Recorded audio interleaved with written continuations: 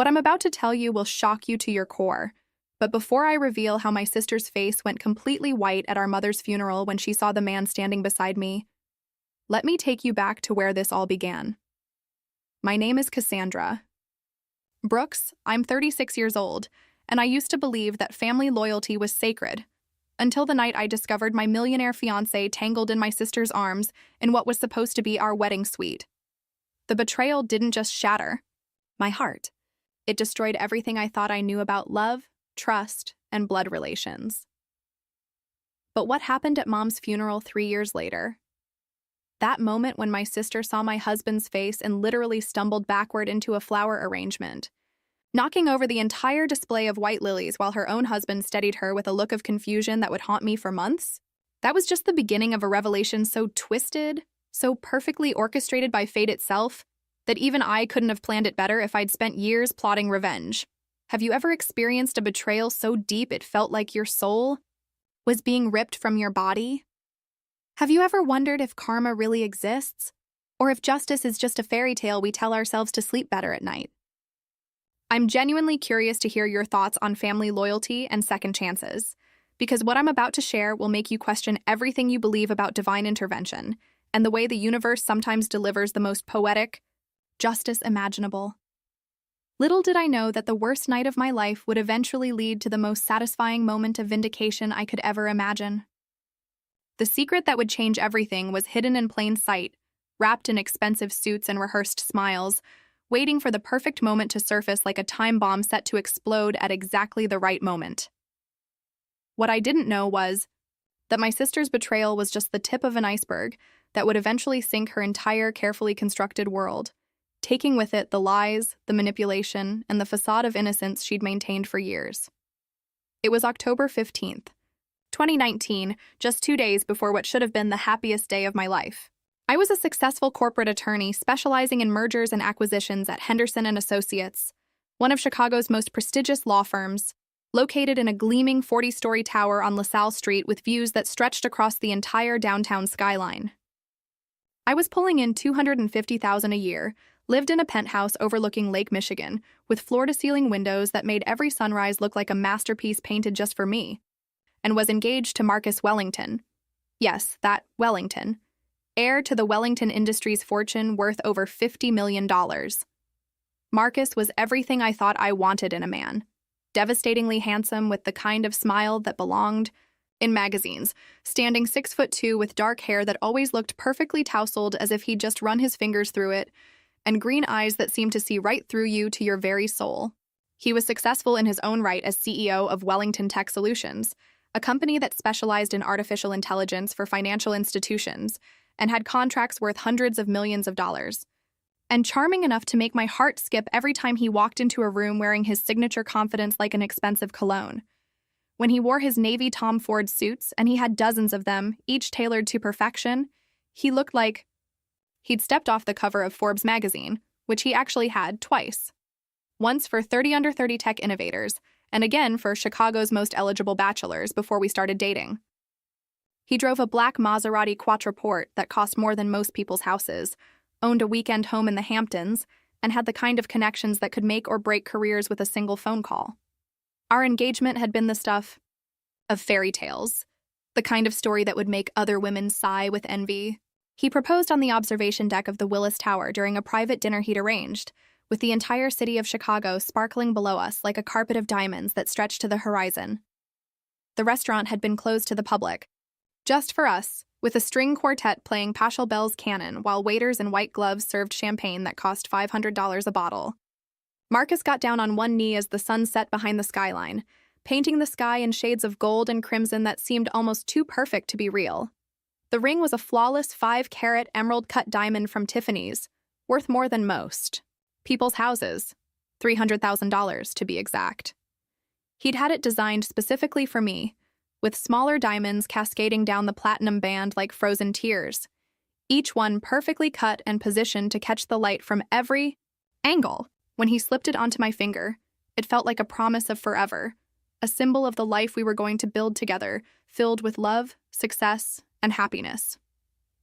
Our wedding was planned to be the social event of the season, 300 guests, at the Four Seasons, including Illinois senators, tech moguls, Chicago society elite, and celebrities from the entertainment industry. The guest list read like a who's who of American power and influence.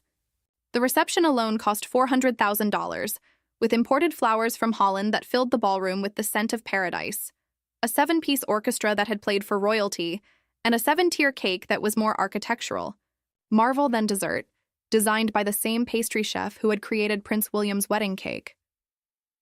Marcus had even arranged for our honeymoon to be filmed for a travel documentary about luxury destinations, 2 weeks in Santorini at a private villa that overlooked the Aegean Sea and cost $15,000 per night.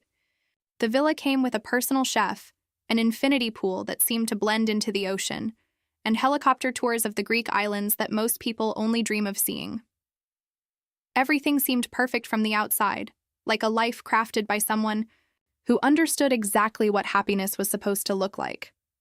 But what I didn't know was that perfection was about to crumble in the most devastating way possible, revealing that sometimes the most beautiful facades hide the ugliest truths. Looking back now, I can see the signs I missed. The way Marcus would suddenly end phone calls when I entered the room, speaking in hushed, intimate tones that would immediately shift to cold business talk when he noticed me listening.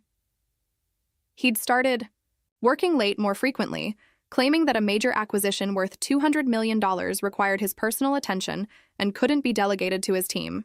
There were subtle changes in his behavior that I attributed to pre-wedding stress. The way he'd check his phone constantly during dinner, how he'd started showering immediately when he came home from work, and the distance that had crept into his kisses, making them feel more like obligations than expressions of love. He'd stopped reaching for me in bed, claiming exhaustion from 18-hour workdays and the pressure of expanding his company into international markets. Our conversations had become shorter, more perfunctory, like he was checking items off a to-do list rather than talking to the woman he supposedly loved enough to marry. But love makes you blind, doesn't it? Or maybe hope makes you willfully ignorant to the truth that's staring you in the face, begging to be acknowledged. I had returned early from my bachelorette party in Miami because something in my gut told me to come home. An inexplicable pull that I would later understand was my subconscious picking up on subtle clues my conscious mind had refused to acknowledge. The party had been everything you'd expect. A penthouse suite at the Fontainebleau with panoramic ocean views, bottle service at the hottest clubs where celebrities partied until dawn, and a spa day that cost more than some people's monthly salary, complete with diamond facials and gold-infused massages. But the whole time, something felt off, like I was acting in a play where everyone else knew the script except me.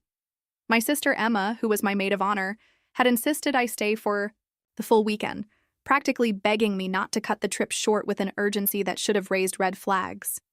"Come on, Cassie," Emma had said, her blue eyes wide with what I thought was genuine concern for my happiness. "This is your last weekend of freedom. Marcus will understand if you take some time for yourself." She'd grabbed my hands with an intensity that seemed almost desperate, her perfectly manicured nails digging slightly into my skin. "Besides, all the wedding stuff is handled. What could possibly go wrong in one weekend?" What could go wrong? Indeed. If only I had known that my sweet little sister was asking me to stay away so she could have uninterrupted time with my fiancé, so they could continue their affair without the inconvenience of my presence. But at the time, I just felt guilty about leaving Marcus alone with all the final preparations, the last-minute vendor confirmations, and the stress of our families descending on Chicago for what was supposed to be the most magical weekend of our lives. Our families were staying at the Palmer House Hilton for the wedding weekend, and I thought I'd surprise Marcus with room service from Alinea, his favorite restaurant, and maybe steal a quiet moment together before the chaos truly began. I wanted to make sure he wasn't feeling overwhelmed, maybe give him a preview of his wedding gift, vintage Cartier cufflinks that had belonged to his grandfather, worth $20,000 and inscribed with his initials in elegant script that spoke of generations of Wellington tradition. I still remember every detail of that night with crystal clarity, the way you remember traumatic moments with photographic precision that becomes both a blessing and a curse. I was wearing my favorite black Valentino dress, the one Marcus always said made my eyes look like emeralds, and my skin glow like porcelain, paired with the diamond earrings he'd given me for my 33rd birthday, 2 carats each, sparkling like captured starlight. I'd stopped by Alinea to pick up his favorite dessert, their famous edible helium balloon that dissolved on your tongue like a sweet, impossible dream, a whimsical creation that always made him laugh like a child discovering magic for the first time. The hotel hallway smelled like expensive perfume and fresh flowers, with crystal chandeliers casting warm light on marble floors that reflected like mirrors.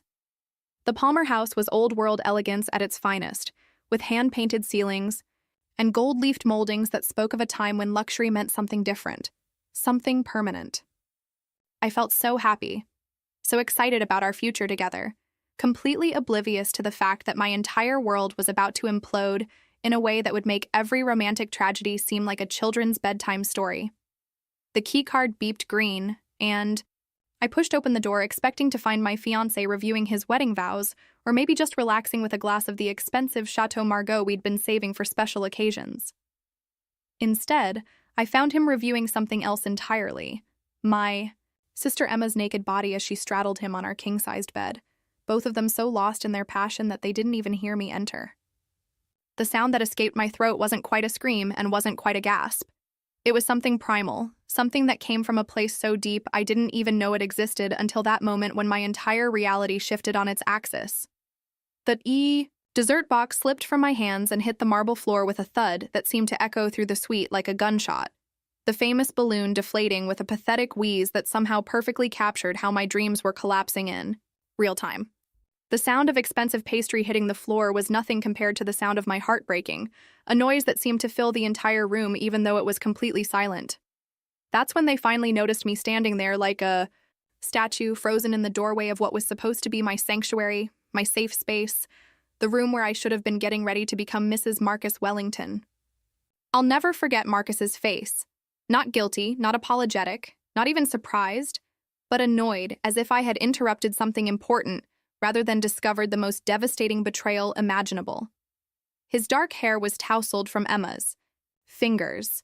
His chest was heaving with exertion, and he looked at me like I was an inconvenience rather than his devastated fiancé whose world had just shattered into a million irreparable pieces. Emma, my sweet little sister who I had practically raised after Dad died of a massive heart attack when she was 16, who I had paid through law school at Northwestern to the tune of $200,000 because I believed in her dreams, who lived in the Lincoln Park apartment I bought for her because I wanted her to have the best life possible. She simply pulled a sheet around herself and had the audacity to say, "Cassie, we can explain." Her voice was steady, almost bored, as if this was just another Tuesday evening conversation about dinner plans rather than the destruction of everything I held sacred. "Explain?" I finally managed to whisper, my voice sounding foreign to my own ears, like it was coming from someone else entirely. "Explain how my maid of honor is sleeping with my fiancé 2 days before our wedding? Explain how my sister, who I've supported and loved and trusted with my life, is naked in the bed where I was supposed to spend my wedding night?" Marcus sat up, not even bothering to cover himself, his green eyes cold as winter frost. "Cassie, you need to calm down. This isn't what it looks like." The audacity of that statement hit me like a physical blow, like someone had punched me in the stomach and stolen all my breath. Not what it looks like? I had eyes, didn't I? I could see exactly what it looked like, and what it looked like was the end of everything I thought I knew about love and loyalty and family. "Not what it looks like?" I laughed, but it was a broken sound, like glass grinding against concrete. "It looks like my fiancé is cheating on me with my sister. Please enlighten me about what I'm actually seeing, because apparently I'm too stupid to understand what's happening in front of my own eyes." Emma stood up, wrapping the sheet around herself like some twisted version of a Greek goddess, and, for the first time in my life, I saw her for what she really was. Not my innocent little sister, but a calculating woman who had been playing a role for years. "Cassie, Marcus and we've been together for months. We didn't want to hurt you, but we couldn't fight what we felt for each other. Months." They'd been together for months while I planned our wedding, while I bought her maid of honor dress at Vera Wang for $3,000, while I trusted her with every detail of the most important day of my life. While I lay next to Marcus every night, believing his lies about being tired, about work stress, about needing space to focus on the wedding preparations. While I defended him to my friends who said he seemed distant, insisting that he was just overwhelmed with the pressure of combining our lives and our businesses. "How long?" I asked, surprised by how steady my voice sounded when everything inside me was screaming. "How long have you two been lying to my face?" Marcus finally had the decency to look uncomfortable. "Since your birthday party in June?" My birthday party.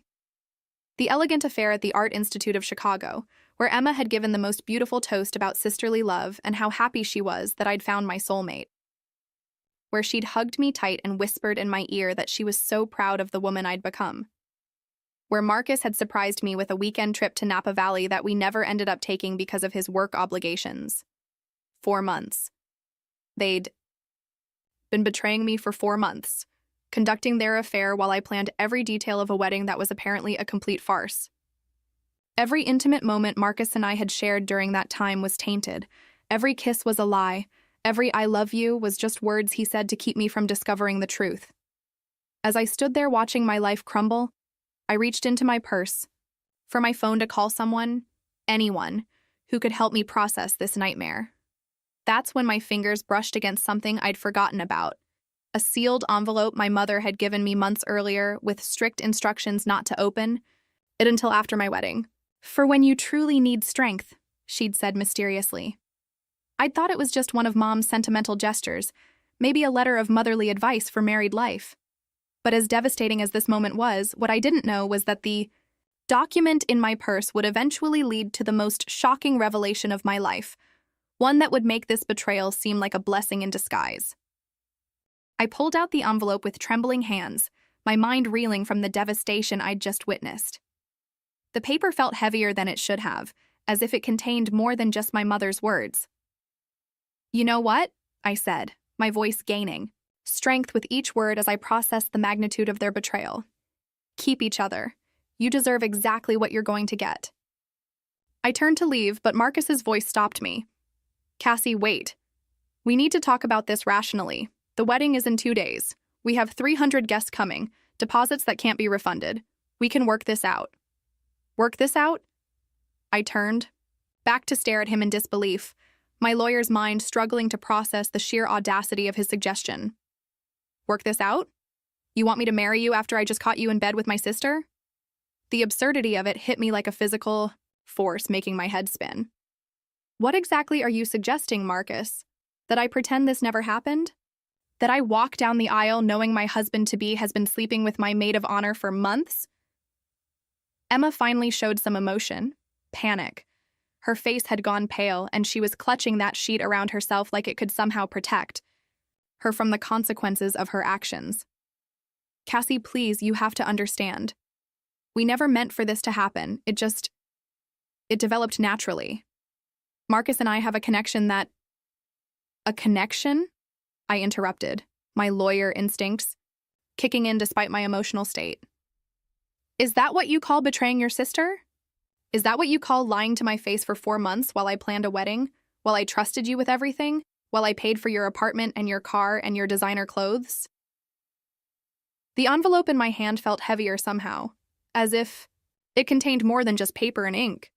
Mom had been so insistent about the timing, so specific about when I should open it. "For when you truly need strength," she'd said. And I certainly needed strength now. But something about her expression when she'd given it to me had been strange. Not just loving, but almost guilty. But what I didn't know was that opening. That envelope would reveal a truth so shocking, it would change everything I thought I knew about my family. Little did I realize that the document inside would connect to a secret that had been hidden for decades, waiting for exactly this moment to surface and turn my entire world upside down once again. Marcus stood up, finally wrapping a silk robe around himself, his expression shifting from annoyance to cold calculation. I could practically see the wheels turning in his head as he tried to figure out how to salvage the situation. Not for love, but for business. "Cassie, be realistic. Your career depends on the connections this marriage would bring. Wellington Industries and Henderson and Associates have been discussing a merger worth $500 million. Your partnership track would be guaranteed. Are you really going to throw that away over one mistake?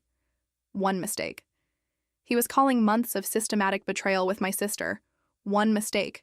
And trying to manipulate me with career prospects like I was some ambitious gold digger who'd sacrifice my dignity for professional advancement. The man I thought I loved was showing me exactly who he really was. Someone who viewed our relationship as a business transaction. Someone who thought he could buy my compliance with promises of career success. Partnership track? I laughed. But there was steel in my voice now, the kind of cold determination that had made me successful in corporate law. You think I'd sell my soul for a promotion? You think I'd marry a man who cheats on me with my own sister just to advance my career? I looked between the two of them, these people I'd trusted with my heart, and felt something fundamental shift inside me. The devastation was transforming into something else, pure, crystalline determination. You know what the real mistake was, Marcus? The mistake was me thinking you were capable of genuine love. The mistake was me believing that someone like you could actually care about anyone other than himself. I turned to Emma, who was still clutching that sheet around herself like armor that could somehow protect her from the truth of what she'd done. And you, Emma. The mistake was me thinking that all those years of love and support meant something to you. The mistake was believing you when you said family came first. Emma's voice was small, almost childlike. Cassie, I do love you. You're my sister. This doesn't change that. Doesn't change that? I stared at her in amazement. You've been sleeping with my fiancé for 4 months, and you think that doesn't change our relationship?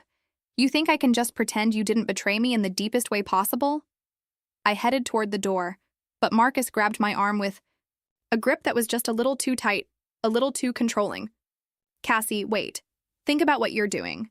Think about your reputation, your career, your future. What are you going to tell everyone? How are you going to explain calling off a wedding worth $500,000 with 2 days' notice? Emma, and I can end this. We can go back to the way things were. I'll marry you as planned, and we can all move forward like adults. The audacity was breathtaking. He actually thought I'd marry him after this, that I'd spend my life pretending I hadn't seen what I'd seen, that I'd smile and play the happy wife while knowing my husband and sister had betrayed me, that I'd share a bed with someone who had been sharing Emma's bed for months. Let go of me, I said quietly. And something in my tone, the cold, legal authority I used in hostile negotiations, made him release my arm immediately. The wedding is off. The engagement is over. I never want to see either of you again. Marcus's face twisted with anger. You're making a huge mistake, Cassie. You'll regret this. No one will want to marry a woman who's damaged goods, who can't even keep her own fiancé interested enough to stay faithful.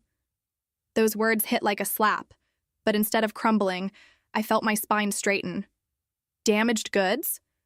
The only thing damaged here is your character, Marcus. And as for keeping someone interested, clearly I don't want the kind of man who can be kept. I want someone who chooses to stay because he loves me, not because it's convenient or profitable. I walked out of that hotel room with my head high. But the moment the door closed behind me, I collapsed against the wall in the hallway. The envelope was still in my hand, and for some reason, I felt compelled to open it right there in the corridor of the Palmer House Hilton, surrounded by the scent of expensive flowers and the sound of my world falling apart. My hands shook as I tore open the seal, expecting to find one of Mom's characteristic letters of encouragement, maybe some motherly wisdom about marriage and love. Instead, there was a single sheet of paper, not a letter from my mother, but something else entirely. A document that made no sense at first glance, but as I read it more carefully, my blood ran cold. It was a birth certificate, but not mine. It was Emma's, and the father listed wasn't Richard Brooks, my father, the man who had raised us both. Instead, it listed someone named James Wellington. Wellington, as in Marcus Wellington's family. My mind struggled to process what I was seeing. This had to be a mistake, some kind of clerical error. But as I stared at the official seal, the raised stamp that authenticated government documents, I knew it was real. Emma wasn't my full sister. She was my half-sister, and her biological father was a Wellington. What I didn't know was that this document would be the key to everything that happened next. The first piece of a puzzle that would take 3 years to complete. The secret that would change everything was finally beginning to surface, and Emma's betrayal was about to seem like the least of her problems. I sat on the marble floor of that hotel hallway, staring at the birth certificate in my hands like it was written in a foreign language. James Wellington. The name kept swimming before my eyes, refusing to make sense. Emma's biological father was a Wellington, Marcus's family. Which meant what, exactly? That Emma and Marcus were related? That this whole situation was even more twisted than I'd thought? My phone buzzed with a text from my mother. Honey, is everything okay? You seemed upset when you left Miami early. Call me when you can. The timing was almost supernatural, as if she knew I'd just discovered her secret. Mom, she had to know about this. She'd given me this envelope specifically, told me to open it, when I truly needed strength. She knew this day would come, knew that somehow, someday, I'd discover the truth about Emma's parentage. But why now? Why give me this information on what was supposed to be my wedding weekend? I called her immediately, my hands shaking as I pressed her contact information. She answered on the first ring, as if she'd been waiting by the phone, as if she'd been expecting this call for years. Cassie? What's wrong, sweetheart? Mom, I found Marcus in bed with Emma.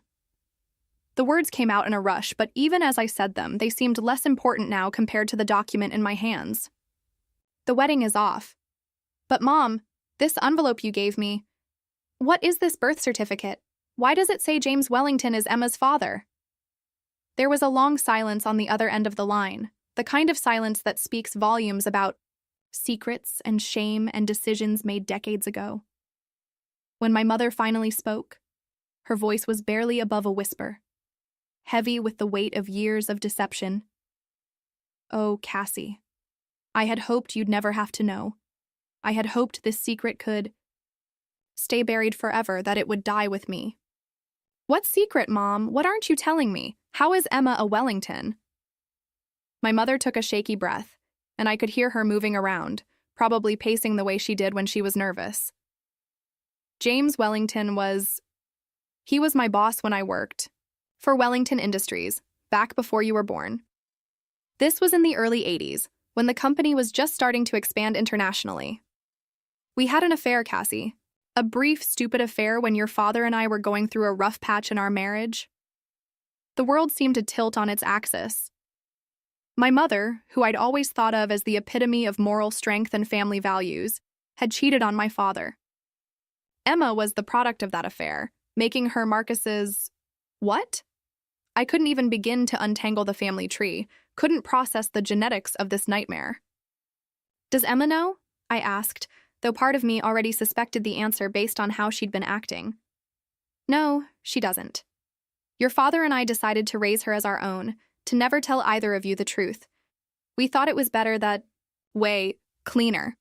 James Wellington died in a car accident when Emma was only 3 years old, and I thought the secret died with him. But Cassie, there's more. There's so much more. More? How could there possibly be more? I felt like I was drowning. In revelations, each one worse than the last. James Wellington left something in his will for Emma. A substantial trust fund that she was supposed to receive on her 30th birthday, but only if certain very specific conditions were met. The lawyers were very clear about this when they contacted me years ago. I waited, knowing that whatever came next would somehow make this situation even more complicated. One of those conditions was that she never marry within the Wellington family. The trust explicitly states that any romantic involvement with a Wellington heir would result in immediate forfeiture of the inheritance. My mind reeled as the implications hit me. So if Emma married Marcus, she'd forfeit the inheritance. $5 million, Cassie. $5 million that she's supposed to receive next month when she turns 30.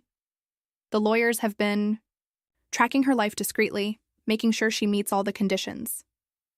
I leaned back against the hotel wall, trying to process this information. Emma was about to inherit $5 million, more money than she'd ever seen in her life, but only if she didn't marry into the Wellington family. And here she was, having an affair with Marcus Wellington, possibly planning to break up his engagement to me so she could have him for herself. Mom, does Marcus know any of this? Does he know Emma is his half-sister? I don't know, sweetheart. The Wellington family lawyers handle the trust, so it's possible they've been informed about Emma's eligibility and her parentage. But the terms were very specific. The heir couldn't know about the inheritance until they qualified for it. It was designed to prevent exactly this kind of situation, which meant that either Emma was walking blind into a situation that would cost her $5 million, or someone had told her about the inheritance, and she was playing a much deeper, more calculated game than I'd realized. The question was, did Marcus know he was sleeping with his own half-sister?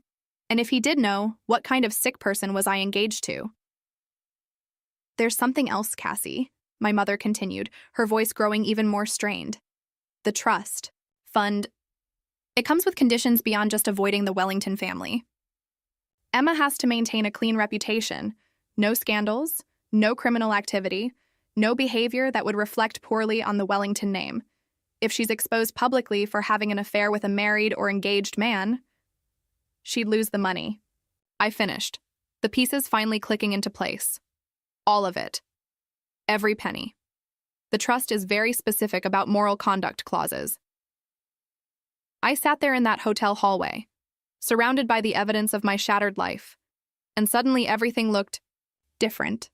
Emma wasn't just betraying me. She was risking her entire financial future for an affair with a man who might be her half-brother. Either she was incredibly stupid, or she didn't know about the inheritance, or someone was manipulating her, setting her up to lose everything. But what I didn't know was that this was just the beginning of the revelations that would unfold over the next 3 years. What I didn't know was that Emma's 30th birthday would bring more than just an inheritance. It would bring the kind of public humiliation that would make my hotel room discovery look like a minor embarrassment. The sound of footsteps in the hallway made me look up. Emma was approaching, now fully dressed in one of my designer outfits that she'd borrowed months ago and never returned, a black Chanel suit that I'd bought for closing a major deal. The irony wasn't lost on me. She was wearing my clothes while stealing my life. "Cassie, we need to talk," she said, her voice steadier now, more confident. It was as if catching her in bed with Marcus had somehow emboldened her rather than shaming her. "I think we've talked enough for one lifetime," I replied, folding the birth certificate and slipping it back into the envelope. I wasn't ready to confront her with this new information, not yet. I needed time to think, to plan, to figure out exactly what game was being played here. "Look, I know you're hurt, but this doesn't have to ruin our relationship. We're sisters, Cassie. That has to count for something. Sisters. If only she knew how complicated that word had just become. You're right, Emma. We are sisters, which makes what you did even worse." I stood up, brushing off my dress, and looked her straight in the eye. "But don't worry about me ruining our relationship. You've already taken care of that all by yourself." As I walked away from her, toward the elevator that would take me away from this nightmare, I had no idea that I was walking toward a future that would be more incredible than anything I could have imagined.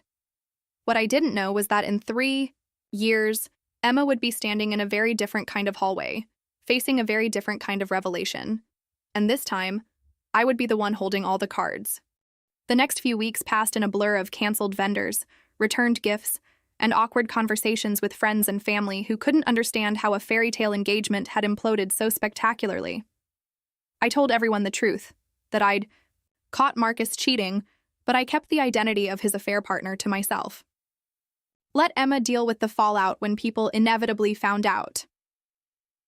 The wedding venue at the Four Seasons charged me a $50,000 cancellation fee. The flowers, the cake, the photographer, everything had to be unwound, contract by contract, deposit by deposit. The $300,000 ring went back to Tiffany's, though Marcus had the audacity to demand I return it personally to him.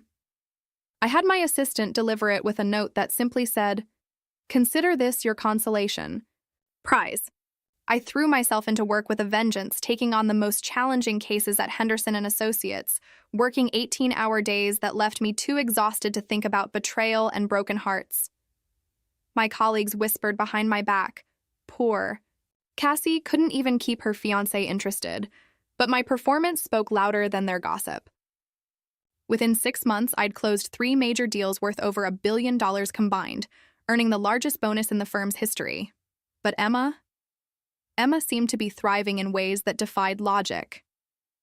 She moved out of the Lincoln Park apartment I'd bought for her and into a luxury high-rise in River North, with floor-to-ceiling windows and a view of the lake that cost $8,000 a month.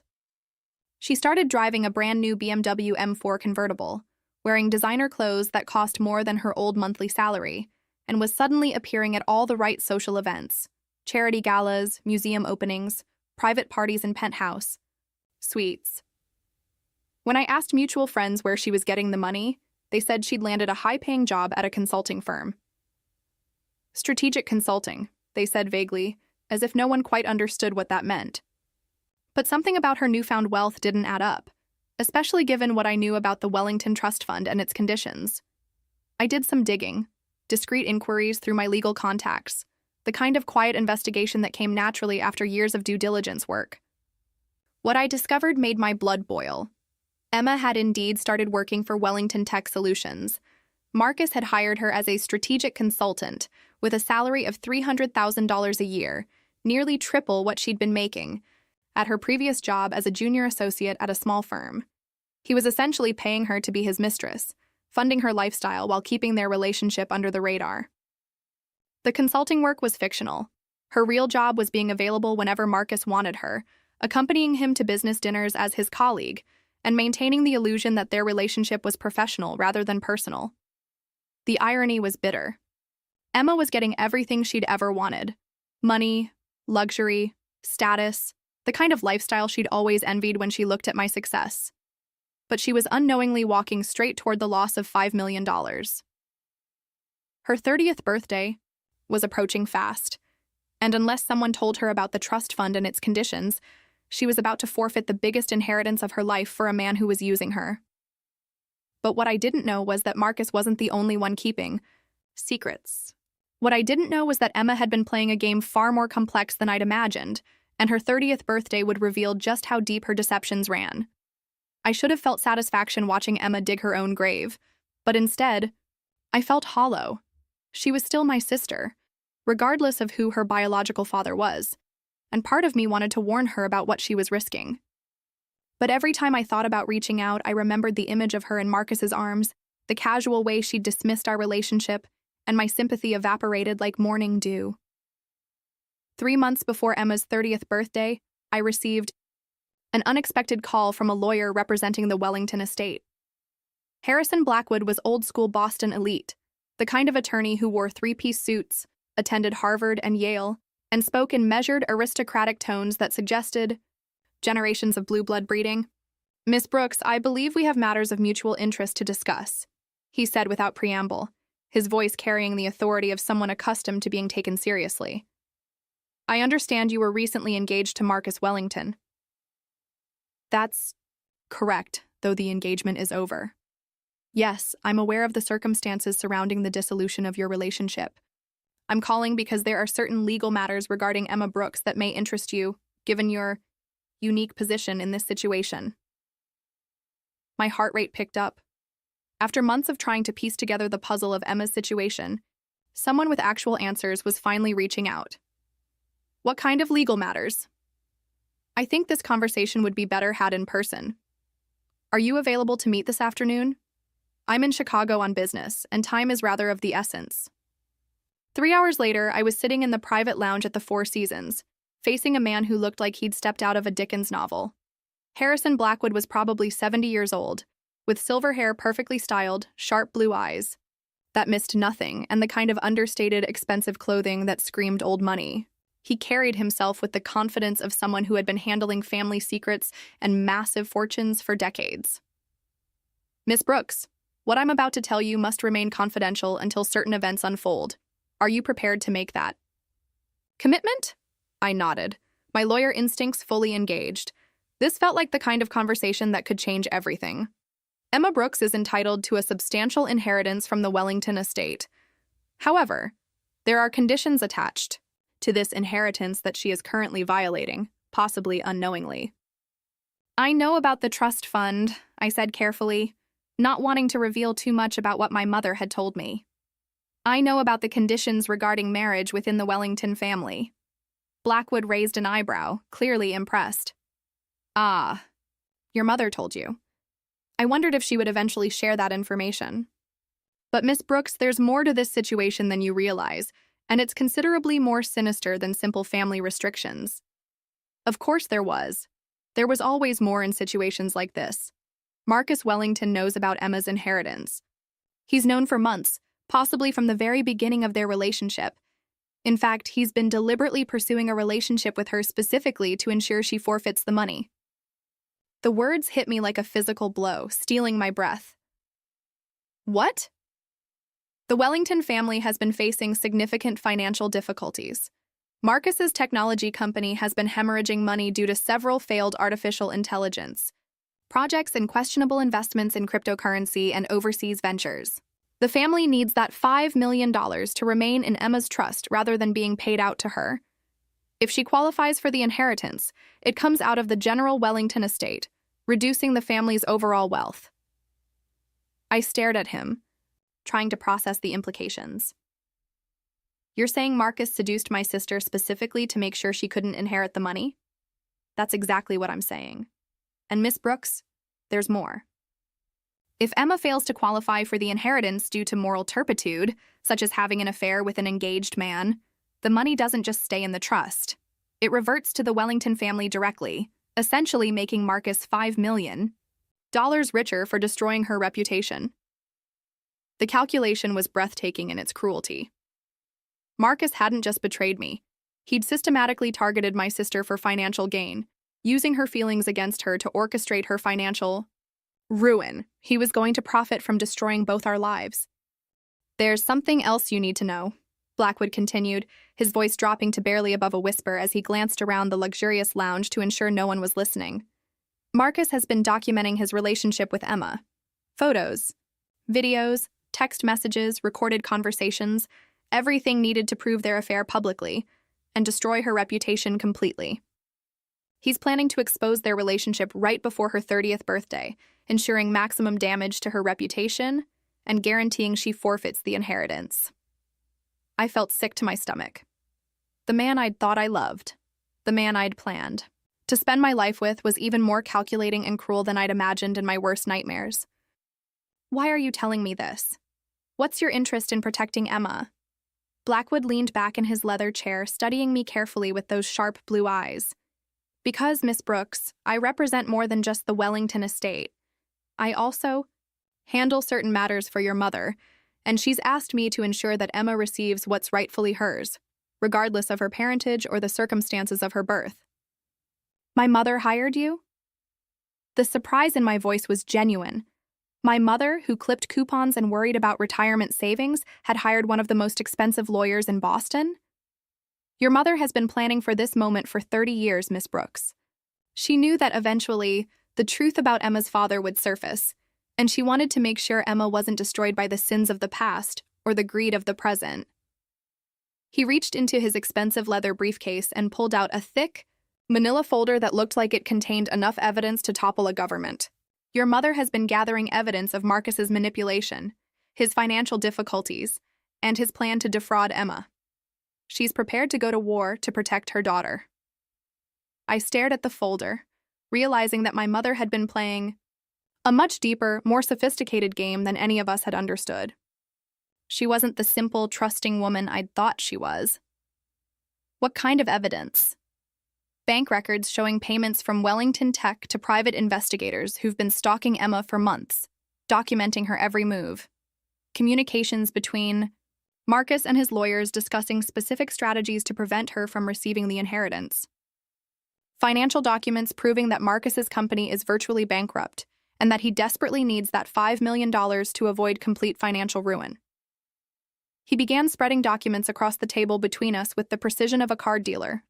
Each page revealed another layer of Marcus's deception, another calculated move in his campaign to destroy my sister's life for money. Email correspondence between Marcus and his accountants discussing how to hide the company's losses from investors. Text messages between Marcus and Emma where he's deliberately manipulating her emotions while secretly planning her destruction. Even recordings of phone calls where Marcus brags to his friends about how easy it was to seduce the naive little sister for financial gain. The pieces were falling into place, creating a picture of systematic manipulation that was both brilliant and horrifying. But as I sat there processing this information, a new thought occurred to me that made my blood run cold. Mr. Blackwood, how does my mother have access to Wellington financial records? How did she get recordings of Marcus's private phone calls? He smiled for the first time since we'd met, and it was a predatory expression that reminded me why top-tier lawyers were feared as much as they were respected. Your mother never left Wellington Industries, Miss Brooks. She's been working there under a different name for the past 25 years, slowly working her way up the corporate ladder until she had access to the family's most sensitive information. She's been planning Emma's protection for decades. The revelation hit me like a thunderbolt, completely rewriting everything I thought I knew about my family. My mother, who I thought had been a simple office worker doing data entry and filing, had been conducting a decades-long infiltration of the Wellington family business. She'd been playing the longest game imaginable, positioning herself to protect Emma from exactly this kind of situation. She's been waiting for Marcus to show his true colors, Blackwood continued, clearly enjoying my shock. And now that he has, she's ready to expose everything. But she needs your help to make sure the timing is perfect. My help? What can I do that she can't do herself? You're going to help us turn the tables on Marcus Wellington completely. Instead of Emma being publicly humiliated and losing her inheritance, Marcus is going to be the one whose reputation is destroyed forever. Instead of Emma losing $5 million, Marcus is going to lose everything: his company, his family's respect, his freedom, and his future.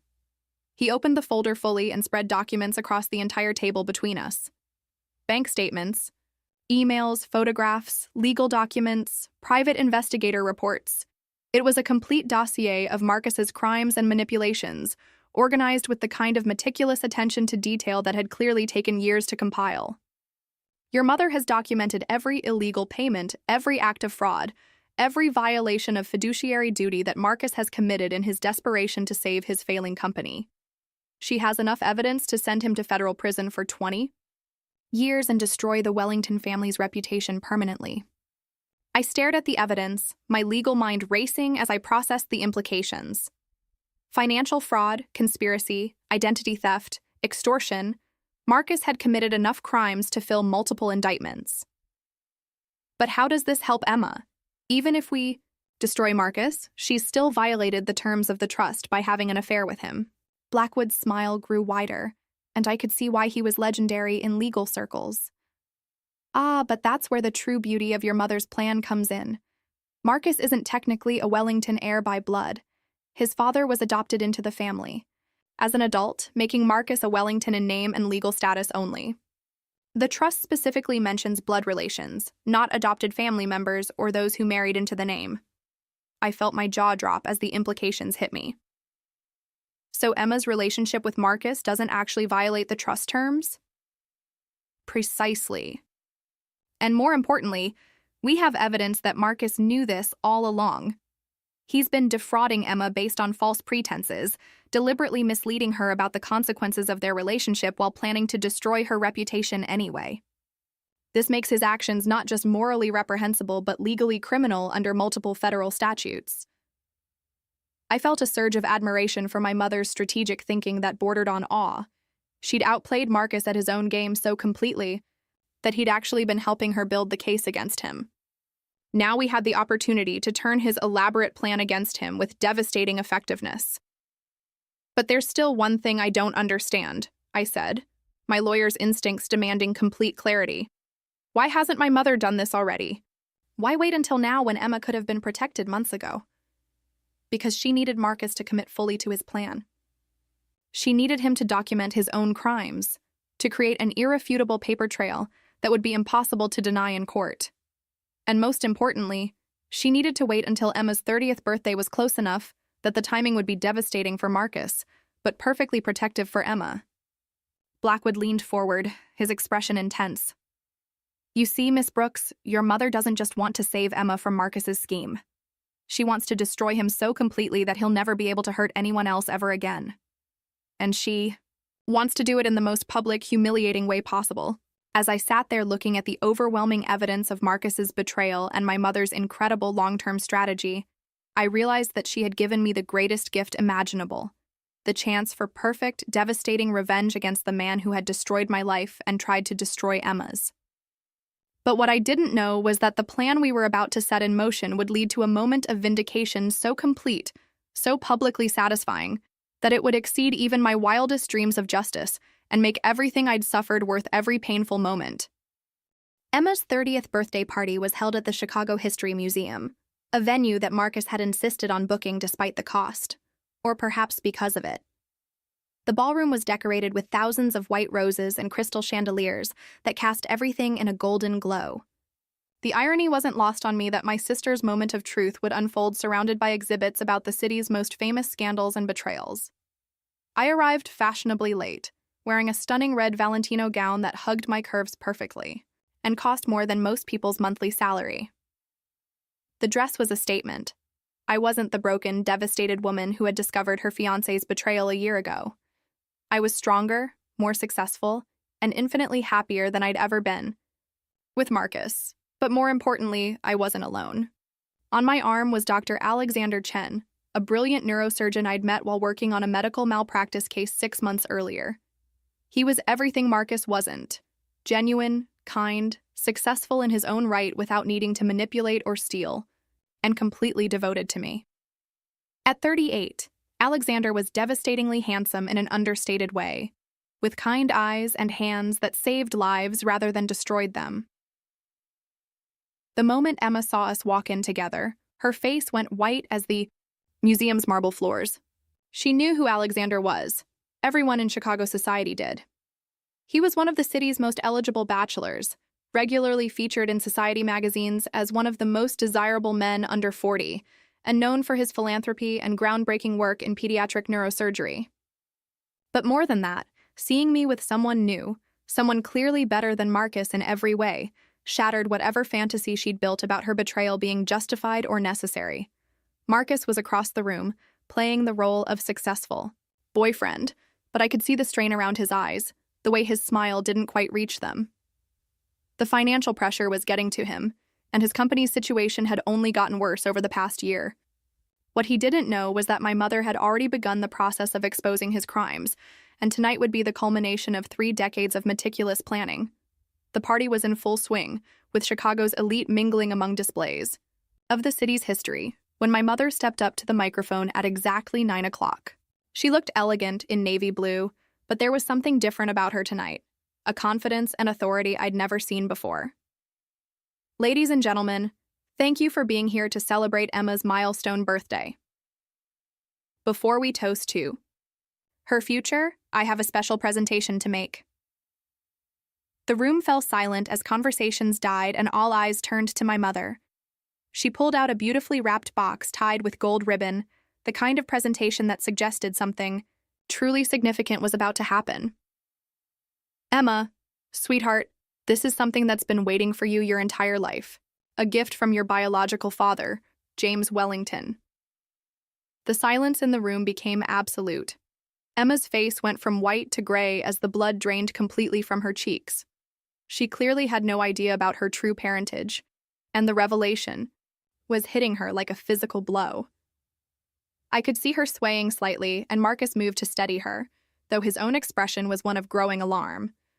James Wellington left you a trust fund worth $5 million, my mother continued, her voice carrying clearly through the silent ballroom.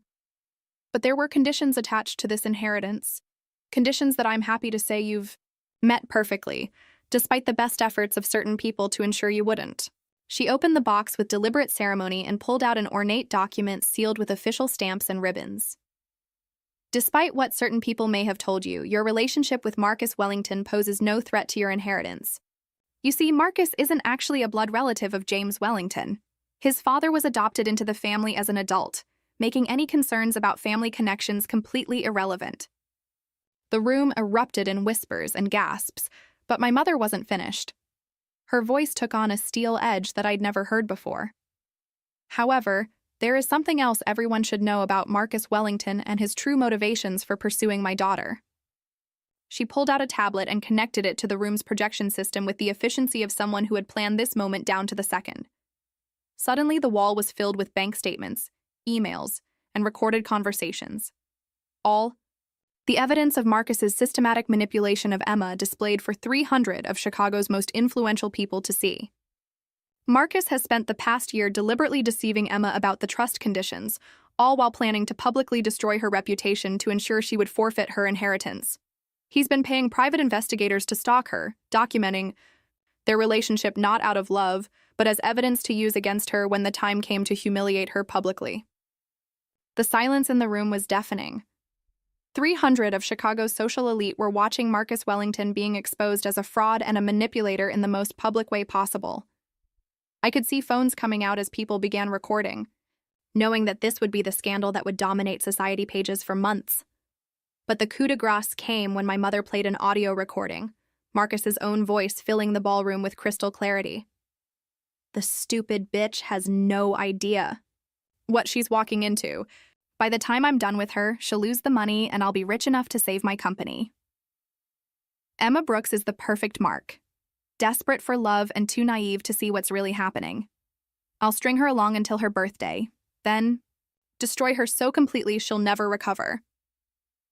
Emma's face crumpled as she heard the man she loved talking about her like she was nothing more than a business transaction, a mark to be conned.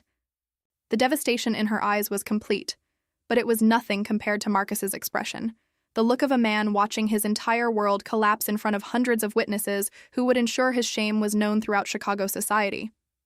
And now, my mother said with a smile that could have frozen fire, I'd like to present Emma with her inheritance check for $5 million, along with the additional $5 million in damages that Marcus Wellington will be paying her, as part of the criminal settlement we've arranged with the FBI. She handed Emma a check, but that wasn't the end of the devastation she'd planned. Oh, and Marcus, you should know that the FBI is waiting outside to arrest you for wire fraud, conspiracy, and violation of the RICO Act. Your company's assets have been frozen, and your family's lawyers have already disavowed any knowledge of your actions.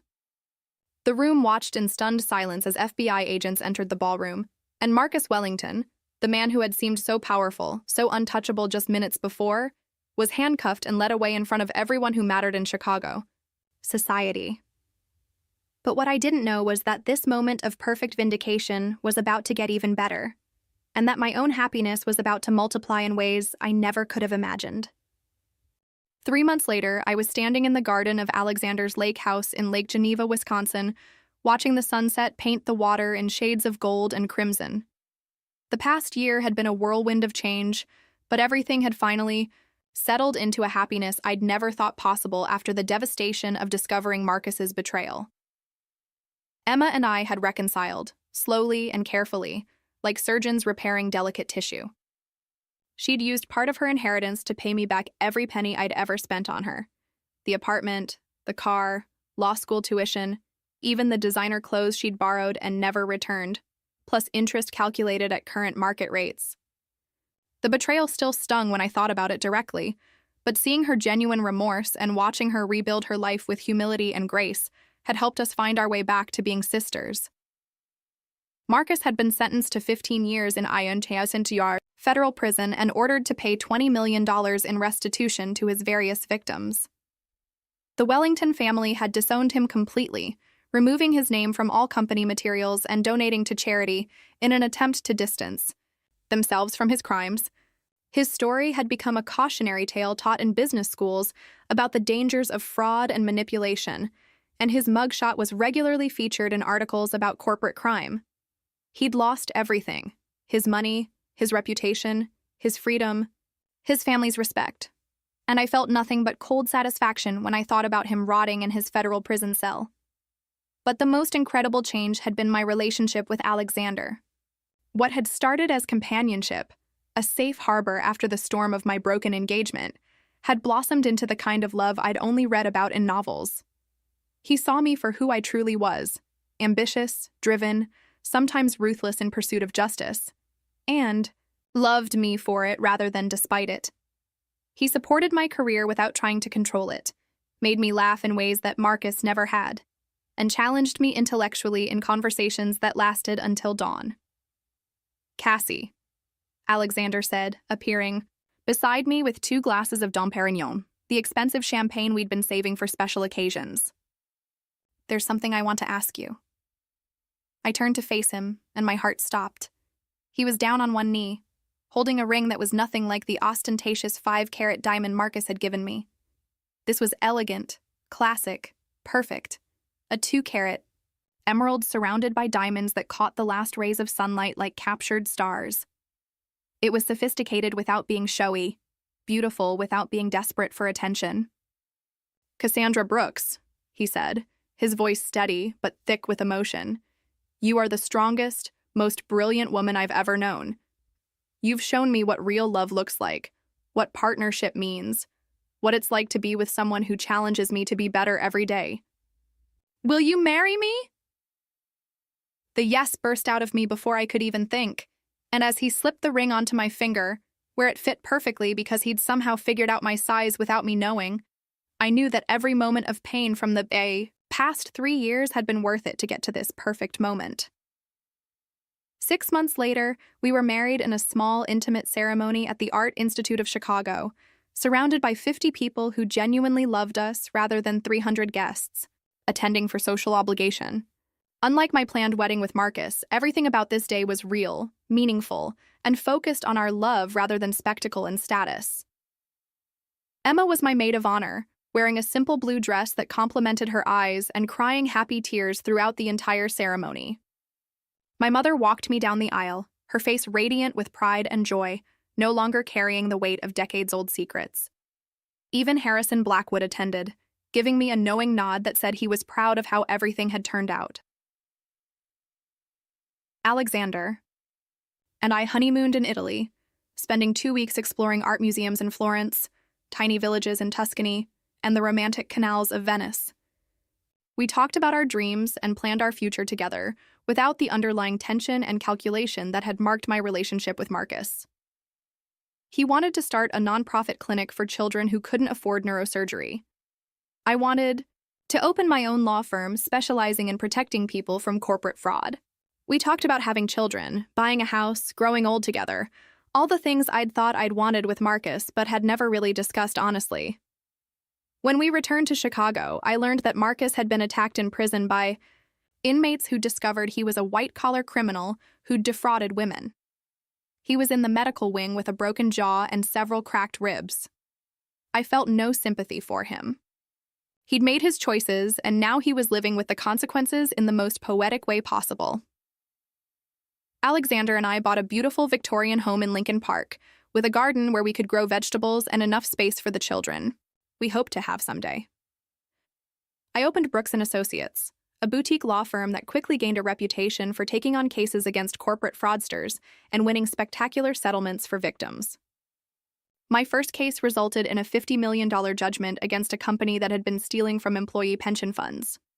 Emma used her inheritance wisely, investing most of it and using the proceeds to start a foundation for women who'd been victims of financial manipulation. She became a powerful advocate for legislation protecting people from the kind of schemes Marcus had perpetrated, and her testimony before Congress helped pass new laws strengthening penalties for fraud. She never married, choosing instead to focus on her work and her healing, but she seemed genuinely happy for the first time in years. As I sit here now, writing this story on our first wedding anniversary, while Alexander performs emergency surgery on a child whose parents couldn't afford to pay for the operation, I can honestly say that discovering Marcus's betrayal was the best thing that ever happened to me. It led me to Alexander, to a career I'm passionate about, to a relationship with my sister that's stronger than ever, and to a life that's authentically mine rather than something I thought I was supposed to want. Sometimes the universe has a way of destroying your life so completely that you have no choice but to build something better from the ashes. Sometimes the worst betrayal leads to the greatest happiness. And sometimes, justice really is served in the most satisfying way possible. Have you ever experienced a moment when everything you thought you wanted was destroyed, only to discover that what you got instead was infinitely better? I'd love to hear your thoughts on second chances and how the worst moments of our lives can sometimes lead to the most beautiful, unexpected endings.